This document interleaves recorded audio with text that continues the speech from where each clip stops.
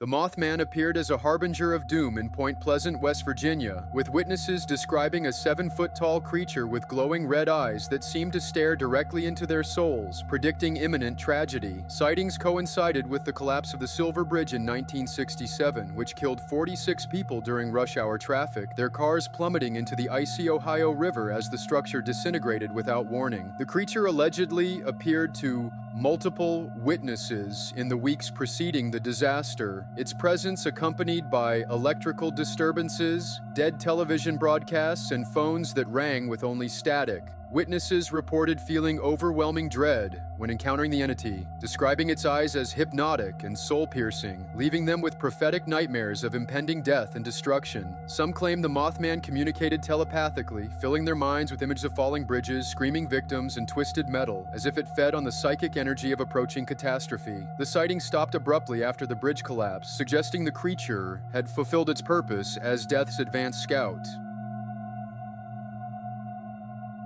The Dyatlov Pass incident involved 9 experienced hikers found dead under circumstances so bizarre that investigators concluded an unknown compelling force caused their deaths, with evidence suggesting they fled their tent in terror during a Siberian blizzard. The tent was slashed from the inside with precise cuts, indicating the victims frantically escaped from something inside their shelter, then wandered into deadly sub-zero temperatures wearing minimal clothing. Some bodies showed massive internal trauma equivalent to high-speed car crashes, but with no external wounds, suggesting they were crushed by an enormous invisible force. 3 victims had missing eyes and tongues, removed with surgical precision by unknown means, while one victim's mouth was filled with blood, indicating she bit through her own tongue in terror.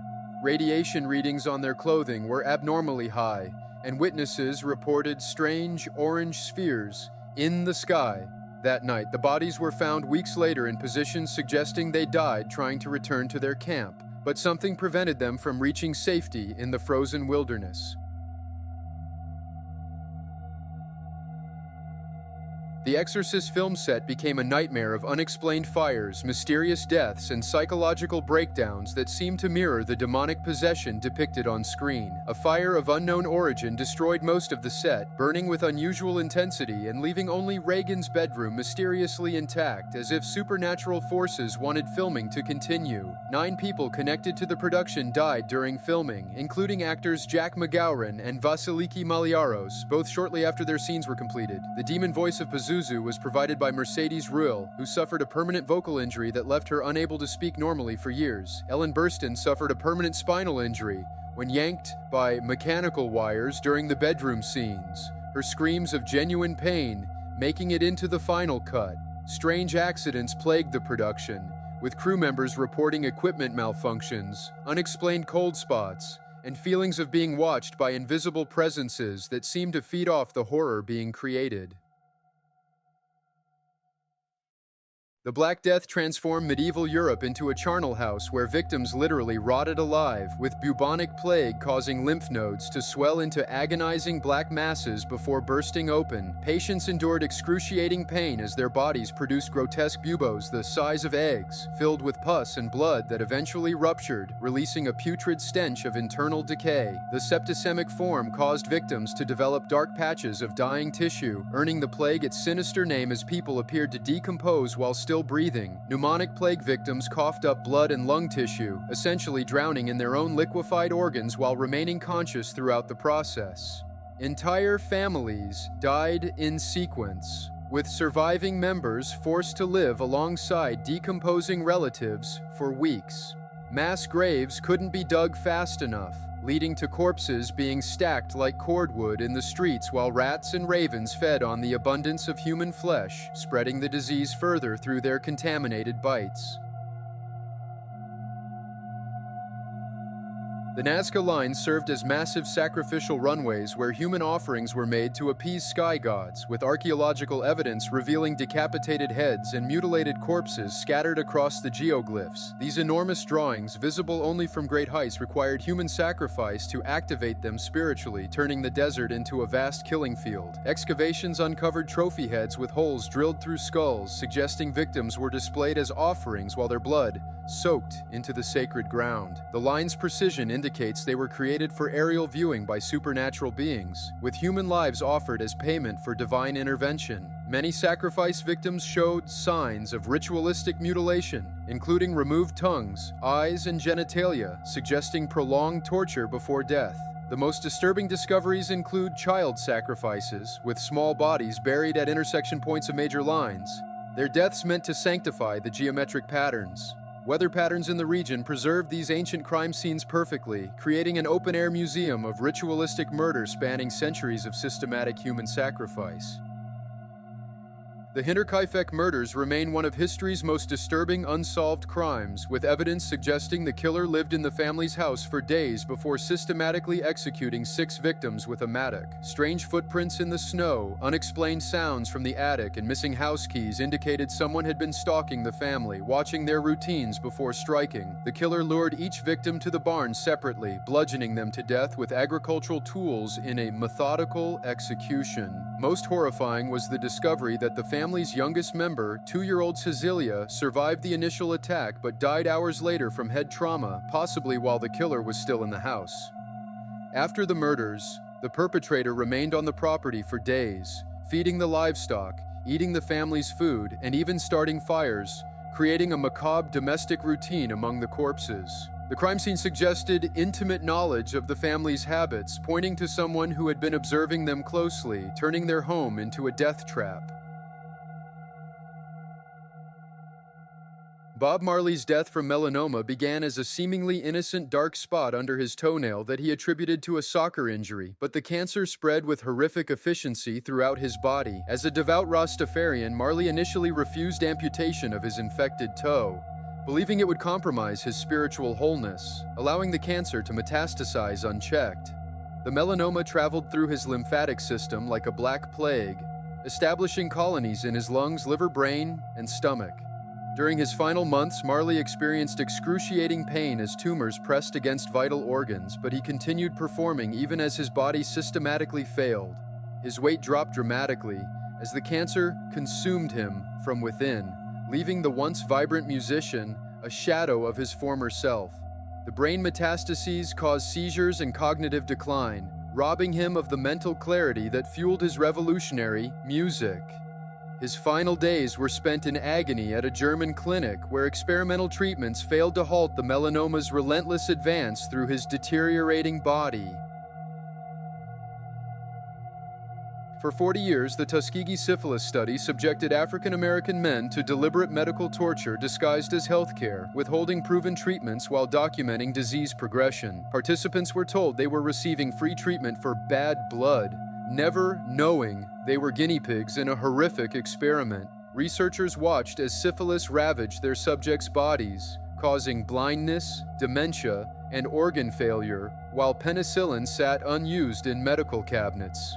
Wives contracted the disease from their unknowing husbands, and children were born with congenital syphilis, extending the experiment's damage across generations. The study continued even after penicillin became widely available, proving the researchers valued scientific data over human lives. Autopsies revealed the disease's devastating effects, with some men's bodies so damaged they resembled victims of extreme torture. The betrayal was so complete that many participants praised the doctors who were slowly killing them, believing they were receiving compassionate care until the truth emerged decades later. Komodo dragons employ one of nature's most sadistic hunting strategies, using their bacteria-laden saliva to inflict slow, agonizing death on their prey. Their mouths contain over 50 strains of deadly bacteria that create a toxic cocktail when injected through their bite. Victims don't die immediately, but instead suffer for days as septicemia spreads throughout their system, causing fever, weakness, and organ failure. The dragons follow their poisoned prey patiently, sometimes for weeks, waiting for the infection to weaken them sufficiently. Water buffalo, deer, and other large animals become walking corpses, slowly dying while the predators stalk them like living nightmares. The most disturbing aspect is how conscious the prey remains during this prolonged death, fully aware of their approaching doom. Recent research suggests Komodo dragons may also inject anticoagulants, preventing wounds from healing and ensuring their victims bleed continuously. This biological torture chamber makes the Komodo dragon one of nature's most efficient and cruel predators. Tibetan sky burial involves the systematic dismemberment of human corpses by rogue yapas, body breakers, who slice flesh from bones with specialized knives while vultures wait hungrily nearby. The process begins with the body being carved into precise pieces, with organs removed first and offered to the birds like a macabre feast. Bones are then cracked open with hammers to expose marrow, which vultures consume eagerly, leaving nothing but scattered fragments. The most disturbing aspect is how family members often watch this methodical destruction of their loved one's physical form, believing it represents the soul's final liberation. Bodies that aren't completely consumed are considered spiritually deficient, adding shame to grief. The Ragapas work with surgical efficiency, having perfected their craft over generations of turning human bodies into bird food. Weather conditions can affect the process, sometimes leaving partially consumed corpses exposed for days. This practice represents the ultimate acceptance of bodily impermanence, reducing human dignity to mere carrion.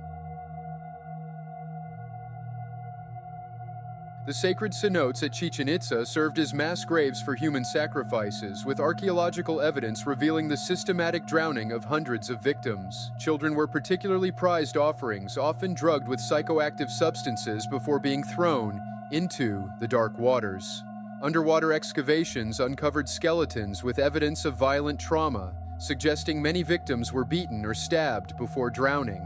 The most disturbing discoveries include small children's remains, weighted down with jade and gold, indicating they were meant to sink quickly and die in terror. Many victims showed signs of being bound, unable to swim even if they survived the initial impact. The cenote's depths preserved these ancient crimes perfectly, with some skeletons still wearing the jewelry they died in. Priests would throw victims from platform edges during religious ceremonies, while crowds watched the gruesome spectacle.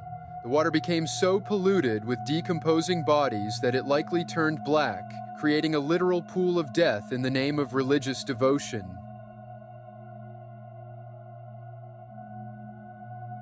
The Wendigo legend describes a horrifying transformation where humans, driven by extreme hunger, gradually lose their humanity and become cannibalistic monsters. According to Algonquian folklore, the change begins with an insatiable craving for human flesh that no amount of regular food can satisfy. The afflicted person's body stretches and elongates, growing to enormous heights while becoming skeletal thin, with yellowed fangs and glowing eyes. Their heart supposedly turns to ice, making them incapable of human emotion or warmth. Most disturbing is how the transformation is described as irreversible. Once someone tastes human flesh during desperate times, they become cursed to crave it eternally. Historical accounts document cases of Wendigo psychosis, where individuals committed acts of cannibalism and claimed to be transforming. The legend served as a warning about the ultimate taboo, suggesting that survival at any cost could strip away one's essential humanity, leaving behind only an eternally hungry monster.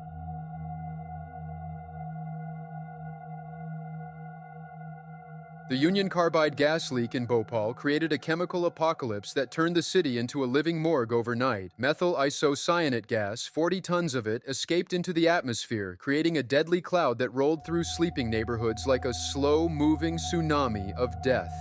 Victims awoke choking on their own blood as the gas literally cooked their respiratory systems from the inside.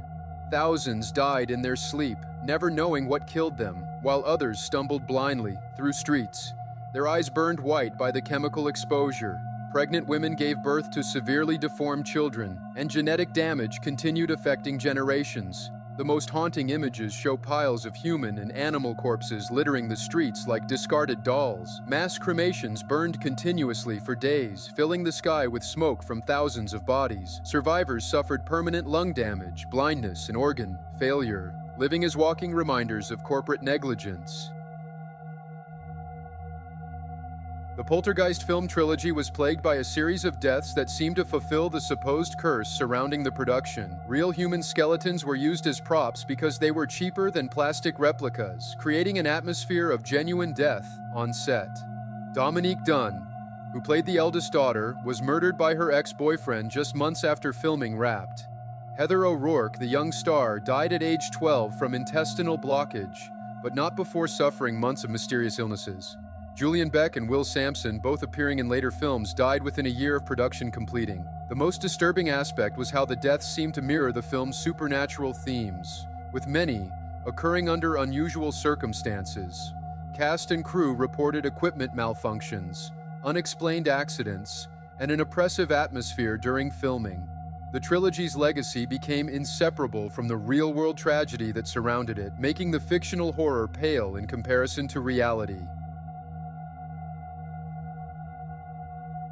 The Bataan Death March became a 65-mile journey through hell, with Japanese guards forcing weakened prisoners to march without food or water under the scorching Philippine sun. Prisoners who collapsed were bayoneted or beaten to death with rifle butts, their bodies left to rot along the route. Guards would randomly execute prisoners for entertainment, forcing others to bury their comrades in shallow graves with bare hands. Many prisoners were forced to drink contaminated water or their own urine to survive. The most horrifying accounts describe guards compelling prisoners to carry their dead comrades' decomposing bodies for miles.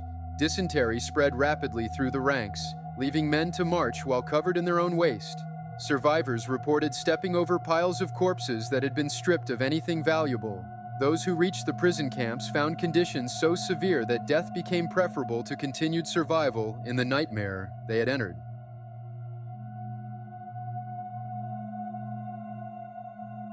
Phantom limb syndrome subjects amputees to a unique form of psychological torture where the brain creates excruciating pain in body parts that no longer exist. Patients describe feeling their missing limbs being crushed, burned, or twisted in impossible positions, with no way to relieve the agony. The most disturbing cases involve telescoping, where patients feel their missing hand attached directly to their shoulder, creating a sensation of being permanently crushed. Some experience phantom itching in amputated limbs, driving them to scratch at empty air until they bleed, never finding relief. Mirror therapy attempts to trick the brain by showing a reflection of the remaining limb, but for many, this creates even more distressing confusion. The condition can persist for decades, with some patients developing severe depression and engaging in self-harm behaviors. Neural mapping shows the brain literally rewiring itself in ways that create these impossible sensations. The Radium Girls suffered deaths so horrific that their very bones became radioactive monuments to corporate negligence. As radium accumulated in their bodies, their jawbones literally crumbled away, leaving gaping holes where teeth once were. Many experienced their entire lower jaws disintegrating, requiring liquid diets as they slowly starved. The radium ate through their bones from within, causing spontaneous fractures that never healed. Most disturbing was how their bodies glowed faintly in the dark during their final months, earning them the macabre nickname Ghost Girls. After death, their remains continued to emit radiation for decades, with some graves still registering dangerous levels today. Autopsies revealed bones that looked like Swiss cheese, completely honeycombed by radioactive decay.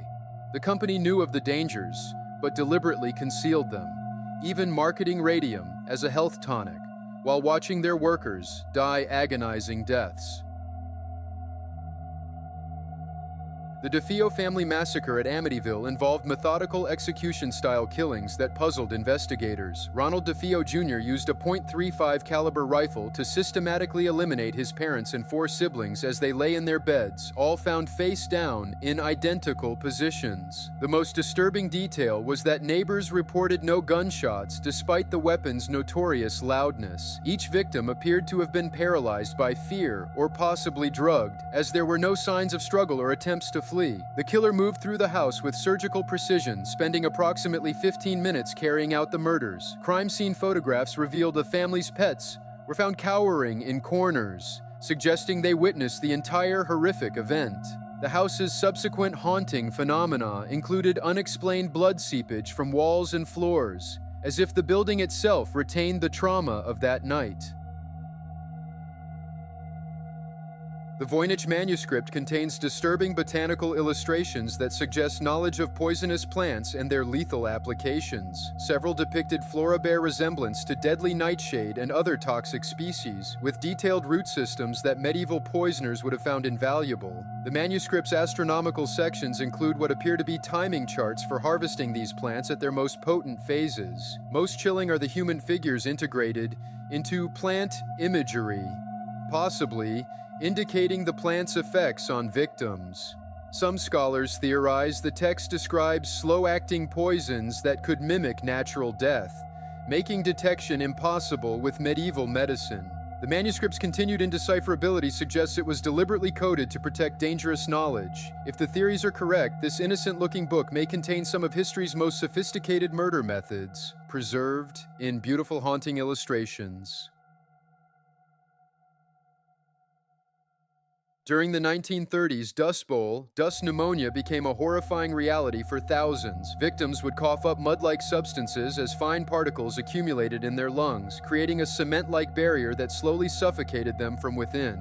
Children were particularly vulnerable, with entire families dying in agonizing succession. The dust was so fine it penetrated closed windows and sealed rooms, making escape impossible. Hospitals overflowed with patients whose lungs had essentially turned to concrete. Many victims experienced a prolonged, torturous death as their respiratory systems gradually shut down over weeks or months. The most disturbing aspect was how the dust storms would roll in like massive black walls, turning day to night in minutes, bringing with them not just darkness, but death itself.